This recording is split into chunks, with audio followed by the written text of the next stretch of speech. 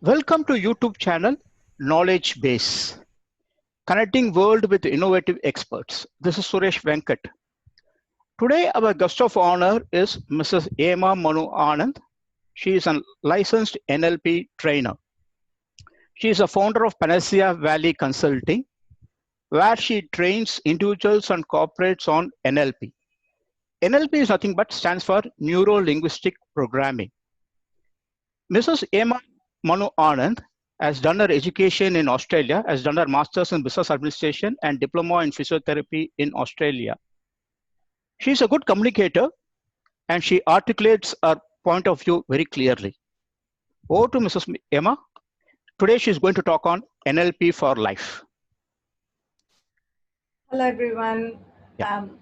My name is Hema Manu Anand. Thank you for that beautiful introduction, Suresh. Yeah. As Suresh said, I'm someone who have learned the skill of speaking, learned confidence, learned to build self-esteem.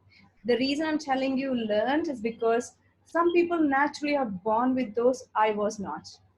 I was a very shy person, very timid person, lot of insecurities due to conditioning or lots of reasons. No point in discussing the reasons. But I was shaped into somebody who lacked a lot of confidence and I had a very low self-esteem about myself.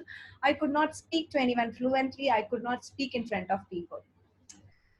And all those are like a history now. And I know how to conquer it very quickly and I've conquered it in my life. And that I learned big time through neuro-linguistic programming. NLP has helped me in big time in coming out of my shell. And ever since I have been practicing it on other people and I've taught people how to change it and I have changed myself to next level. You know, the sky is the limit. Honestly, the sky is the limit. How far we go, completely nobody can decide in this world except for the world that we have created inside. And in NLP, you learn how to change the world or modify the world to create the world that you desire. And like Suresh said, I have done NLP in multiple times through different practitioners under different great NLP practitioners. And lastly, I learned it from Dr. Richard Bandler. I did the 3 practitioner, master practitioner, and charisma enhancement, so that I am now recognized as one of the few recognized licensed NLP trainers and practitioner, master practitioners in India under the Society of NLP, headed by Dr. Richard Bandler and John Lawal. So that's a bit of introduction about me. Now, Suresh, would you like me to share some insights about NLP? Yeah. NLP for life. We are talking. The topic of our topic for discussion today is NLP for life. Okay. So if there is anything that I'm saying that is out of the scope of what you're expecting, stop me. No problem. No problems. No problems. No problems. No problems. Yeah. Excellent. So with regard to NLP, I'll tell you a lot of things. Number one, a lot of us seem to believe that this is who I am. This is what I am. I'm not capable of this. Every time this happens, this is how I will react. I just can't change. This is me. But all these definitions are a product of your choices, a product of your deletion, distortion, generalization of all the information in the world. I'm going to explain what is deletion, distortion, generalization. There is a lot of information that comes towards us every single second, and we delete a lot of information. For example, if I asked Suresh or any of you, what color shirt were you wearing 3 days ago? Will you remember? What food did you have for lunch 2 days ago? Do you remember all the names of all the people you met yesterday? Lot of information, we would have heard them. We would have seen it. We would have taken the food and eaten with our own hands. But we don't remember what exactly did we eat? What did we wear? So what this says is there is a lot of information we see, we hear, we experience, but then we delete them. Literally, we delete them. And we distort them. Some of them we change the meaning. We just make our own meaning of it with no instance of reality. We just make a meaning out of what we like to or choose to believe in. Last but not least is generalization, or in other words, we call stereotyping. This is like this. This is, oh, NLP, NLP is in psychology world. Oh, this, that. So we make these kind of statements, these kind of generalizations. All men are all men love cricket, all Indian men love cricket, all Indian women like saris. All these kind of generalization, it might not be true, but it might be true for a bigger portion of the population, but not applies to everybody. So we get a lot of information coming towards us, and we delete, distort, generalize, and from that a product of only 7 plus or minus bits of information goes inside us, and that we call as reality. And that, based on that, we keep saying things like, I'm like this, I'm like that. Like how I said in the beginning, I used to be a very timid person. I used to be a very shy person. I could not speak in front of people, let alone public speaking. I could not even voice my opinion in a meeting. All these were a product of the things that I deleted, distorted, generalized, and then made a small chunk of information, and that decided my life. And in NLP, I learned how to change that chunk. That chunk that's inside me, I could change it. And I learned how to change the deletions, distortion, generalizations. I could see things that I deleted differently now. Not differently, they were there, but I could just see them now. I could, whatever I distorted, I found out the reasons. What makes me give this meaning to this? Is it true that all men like cricket? Not really. Is it true that all Indian women like saris? Not really. So when you ask questions, smart questions, or when you change that 7 plus or minus chunks, your life changes completely. And that is what I learned in NLP.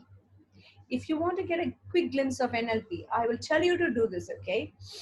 Next time you actually want to change your perspective towards something, let's just say the easiest one that I can say is public speaking, because a lot of people ask me that.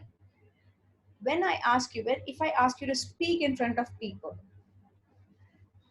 who are comfortable speaking, they'll just go inside their head, oh, okay, that's fine. They'll just have a voice or sound that says, yeah, that's okay. And because they have a very casual voice and very relaxed voice, they might make a picture of themselves speaking effortlessly. And that just relaxes them. But people who are afraid of public speaking, you know what they will do? The moment I say you have to speak in front of people, oh my God, I can't talk. I need time to prepare. What are you going to ask? I don't know what people will think. This whole commentary will go inside their head. When there's this noise of uncertainty, you make a picture of yourself screwing up. And when you see yourself screwing up, you're going to have butterflies in your tummy. You probably will sweat when you're sitting in an air-conditioned room. And this whole mechanism, now let me put this in perspective. The first person who thought, what did they do? They deleted that. There could be things that they might not know. Okay? And they distorted. They gave a meaning that I'm only going to talk about what I know. If people ask me difficult questions, I'll tell them to ask someone else, or I'll get back to them later.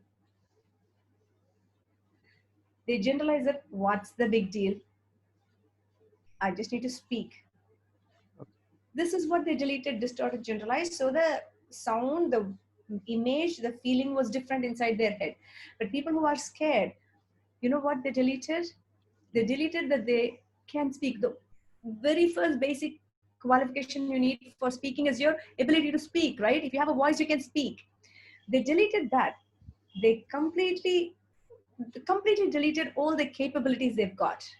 And they distorted that.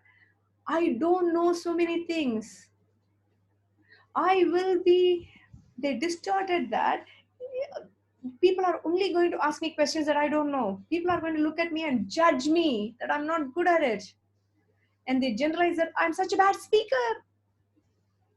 And when you have this deletion, distortion, generalization, you are going to panic and have a hysteria almost. Now, there are two ways to work with this person. Number one, I can ask questions that will change their deletion, distortion, generalization. Or I can go directly to the sound, the image and the feeling. I can go and change that. Whichever we change, the next time you're asked to speak in front of public, the same mechanism will not get started. So in NLP, neural pathway. The neural pathway starts from your eyes, your ears, your sensation, your smell, and your taste. You get the external world signals, and through neural pathways, it goes to your brain. There, it gets programmed into whatever it is. You can call this as fear, happiness, sadness, misery, because that processing is where you get the deletion, distortion, generalization happens from here till here. And the product of that program is either you feel happy, you feel anxious, you feel sad, whatever. Now, you can change this with language. With the questioning techniques, this processing area from here to here, that gets changed, or the product gets changed. So the experience that you're going to express will be different. So neuro linguistics means language, programming is the outcome. So you with the language can change the neural pathways, which can change the programming. So that's how NLP works, very simply put. Because we humans are not machines, we can choose our response every single time. That's NLP for you What is a in a nutshell. prerequisite? What is a prerequisite to learn NLP? No Prerequisite. prerequisite. The only prerequisite, yeah, that's actually a point to ask. I can't say no prerequisite. The only prerequisite is curiosity. You should come with an open mind. Okay, If you okay, come with a preconceived idea that this will not work for me, only for some people it will work, or if you come with a mindset that, say for example, some people come to me, Suresh, asking, I want to quit smoking. Okay, okay. but they in their heart, they don't want to quit smoking, but they want to come to just challenge me. Hema, the line, this and all won't work for me. That's the reason they come. So in that case, they are not prepared for change. The prerequisite is you should be ready to learn. And I think that doesn't apply only to NLP. That applies to everything. Don't you agree, Suresh? Yes. If you walk into any place thinking you know it all, you're not going to learn anything. So you have to go with a curious mind and ready to experience it. I'm not saying ready to accept it. I'm not saying accepting it. Ready to experience it and then make your judgment call. But if you choose not to experience it, it won't work. So that's the only two prerequisites: curiosity and ready to experience. How many levels are there in NLP program? How many levels of training programs are there? Um, See, Dr. Bandler and Dr. Grinder were the founders of NLP. They did not create very regular stream of what should be done, but they decided that anybody has to do NLP, who calls themselves as a practitioner, they should at least do a certain number of hours, say 50 hours of NLP practice. And that they called as NLP Practitioner Course. So that's why when I run the licensed NLP Practitioner Course, the minimum I should run it as 7 days, maximum 10 days. If you have done NLP with anybody in this world and it is less than 7 days, Richard Bandler and his society will not accept you as an NLP practitioner. Okay. So that is the level practitioner level. And there is a master level, which you can only go when you have done the practitioner level. And the third level is to become somebody who can teach NLP to other people. So the third level, some people can attend directly, but they won't become the trainers of NLP. They can train other things. But if you want to become a trainer of NLP, you need to do the first level, second level, third level under a licensed person, or the reason is there is no specific authorizing or competency-based authorizing body that will say you're not an NLP practitioner, but you won't be recognized credibly in the world of NLP. And even if they don't see you as credible, you need to understand that NLP comes with practice. When you practice, learn from somebody who's really good at it, you'll be a different product compared to learning from somebody who does not know what they're doing, or they know half-cooked knowledge. You'll be a different person.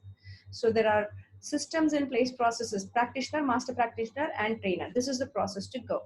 However, I have realized, and a lot of people in the world have realized, that not everybody wants to become a practitioner. Not everybody wants to learn NLP as a way of life. But a lot of people have issues in their life that they want to get rid of, things that they want to change. But I don't want to coach other people. I don't want to work with other people. I want to know what is a tool I can use. So it is for those people. There are programs like NLP Foundation Workshop, NLP Beginners Course, or one-to-one coaching session. All these are of different rates and different number of days.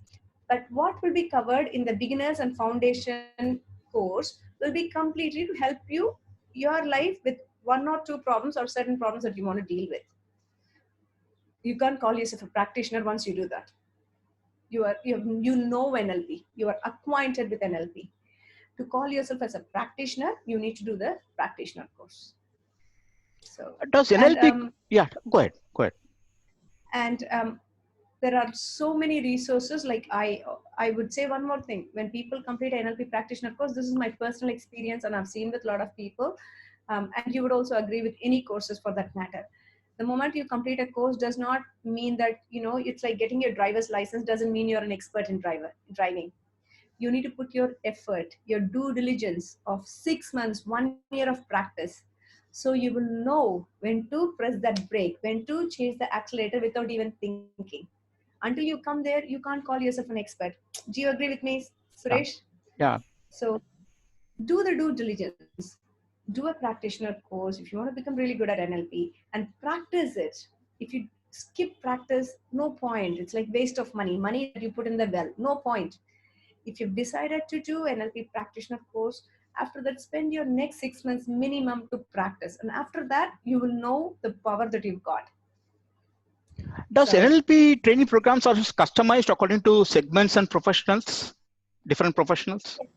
yes, it can be customized and it can be segmented. Absolutely good question. That's very true, Suresh, because a doctor needs to have a communication skill to convince people. But a salesperson needs to have needs to sell or negotiate. Even though they both are communication, the outcome expected is different. In a doctor's case, when patients walk in, they're already bought in. That's why they are going to that doctor. Am I right, Suresh? Yeah. I'm not going to go and do doctor shopping, even if I do one or two, because it's quite expensive and you already do the review before you walk into a doctor's clinic or a hospital. But when it comes to a salesperson, when we want to buy a product, we do shopping. You need to have an expertise. You have to have certain way of communication, certain words, certain ways of entering other people's mind to make them understand what you're selling. You need to build the trust. You need to make them like you. You need to do a lot more in a sales compared to in a doctor's clinic. So it is very tailor-made. As a teacher, the way you communicate with students is very difficult, very different, and actually I would say it's the most highest level of responsibility, because the future is in your hands of a nation. So as a teacher, if a kid is not able to understand the concept of maths or physics or geography or whatever subject, if the kid starts to believe that I'm not good in that subject, you are actually deleting the fact that that kid is smart. That's why the kid came to your, the kid is in the school, like kid knows to dress, the kid knows to sit in a bench, the kid knows to open the notebook, the kid is smart. The kid is not able to understand the subject because the way we are communicating is not fitting in the kid's brain way of learning. So we need to find a different way of teaching. So as a teacher, again, understanding how we can enter and install the message very clearly, remove panic, remove stress, remove fear, motivate the kid not just to read during the class, but in the weekend when the kid is bored, the kid should have this self initiation to take a notebook and read. Installing all these are huge responsibilities of teachers. So it's very different for different professionals. Yes. What is modeling in NLP? I What is modeling in NLP? Modeling. Modeling. Okay. The crux of NLP is modeling. Say, for example, Suresh, if Mm, you want to learn singing, okay, yeah. and say Hema is a singer, average singer, Uma is a good singer, Kavita is the best singer. Now, who would you like to learn singing from? Best. Hema, Uma, or Kavita? Best. Kavita. Yeah. Best. You want to go to Kavita, right? Yeah. And when you find Kavita, what do you want to learn from her? Do you want to just learn how she sits, how she holds her head, what outfit she's wearing, what color she's thinking? Is that what you want to learn, or you want to learn how she thinks? How does she know it's time to open her mouth? What tune should come? What do you want to learn? Thinking. Right? Yeah. You're right? This, simply put, that's modeling. Modeling is finding the best of the best. Initially, you need to find the best tutor, the best person to model. And then don't model what they do, but model how they think. So you have to copy how they think. For that, there is a specific set of questions questions you can ask. I won't ask if you are, say, you are an academic, okay, Suresh. And Yeah. if I want to become an academician like you, I won't ask you what time should I study. Suresh, you might say I study at 4 o'clock in the morning. At 4 o'clock I wake up, I might fall asleep. Copying what doesn't work. But what I need to know is, how do you know, Suresh, it's time to study? Hema, it's just that I know, but that how do you know? If you have to teach it as a process, how do you know? You just get this like that thing that I want to read. It just keeps popping in my head. So now what did I hear? You have to see the image of something that you want to read. But what if you don't know what you're going to read? And you might say, just even hearing it, Hema, hearing that there is a new article on this subject just gives you what? And you tell me, what does it give you? It gives me this like this feeling of coldness in my body. And then that is what I will model, Suresh. I will Okay. actually read about something I want to read, and then I'll think of it and I'll bring a cold breeze in my body and see what happens. What is that experience giving me? Because the clues are not in what you do, the clues are in how you do it. Okay. Okay. Okay. And you will notice that when we model how you do it, you automatically become much better than you were, like in a very quick fashion. But for doing that, that's why it's important to have models, like the best models. Richard Bandler and Virginia, Richard Bandler and John Grinder, they developed NLP using best of the best modeling in the world, and they model people like Virginia Satir, who was the world's #1 family therapist. Even if she didn't get awarded, she was somebody who could fix any family problems. And they modeled Milton Erickson, who's one of the founding members of the Hypnotherapy Society of America. He can you apparently you talk to him for a few minutes, and after that, if he asks you to jump, you will ask from how high. That's how magically he transforms you to listen to his tune and do, because he communicates at subconscious level. They model him. Fritz Perls, who is an expert gestalt therapist. So Richard Banner and John Grinder went to the best. They'll fly all the way to these people and they'll just sit with them and they'll just model. Like, hear what they say. What made you ask that question? What is the first thing that triggered you to ask this question? What made you, and from this answer, what triggered? So they were like completely breathing them, like they were living like these three people. And that's how they created NLP. So modeling is actually ability to find out the how part, not the why part, not the what part. Is there any method by which you study the impact it has made on the people who have been trained in NLP? Is there any method? um, the easiest thing I can tell you is, if somebody has gone through NLP, say, you will see the outcome or the result immediately, Suresh. Okay. Immediately. That is the beauty of NLP. That's why a lot of people don't even believe in NLP. Is it really possible? I've been having this fear for like 20 years, and how can it be broken in 20 minutes? But for 20 years, you did not know the language of brain. Now that you know, brain is ready to work for you anytime. It's just that you did not know how to convey or communicate with it. Actually, people who come, I mean, this is all the NLP practitioners will tell you this. People might come to you with any kind of fears, and after one session of NLP, they'll be able to break through that fear. You'll see the result immediately. You'll see it. You will literally see it. People who came to me afraid of dogs, you do this technique, you go out and they're not scared of dogs anymore. It's not like they're going to hold a puppy and kiss it. They don't go Okay. to that extreme, but that fear Okay. has been removed. Okay? Okay.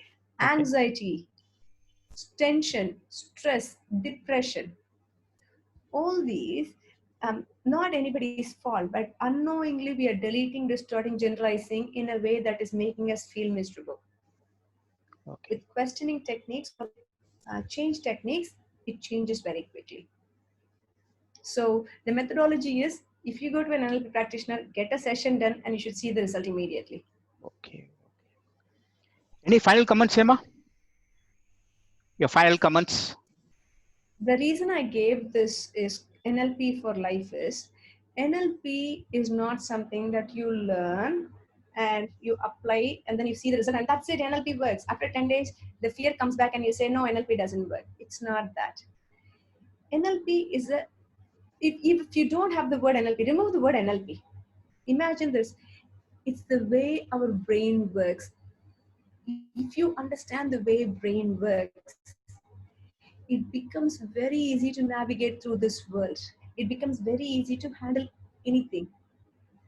And the key is the way brain works. Your brain is striving to help you, to make you happy, to save you, to protect you, to keep you satisfied, and it wants to release only happy hormones, dopamine, serotonin. It only wants to do that. But it releases negative hormones because you end up giving instructions. You end up changing the meaning of things. And it's very easy to change it. So NLP is not a course, it's life. You Okay. can choose to live life by choice, not by chance. That's where I would like to end. Thank you, Emma. Thank you for your valuable time, sharing your experiences and knowledge. Thanks a lot, Emma. Thank you. Thank you, Suresh. Thank Thank you. you so much. Thank you.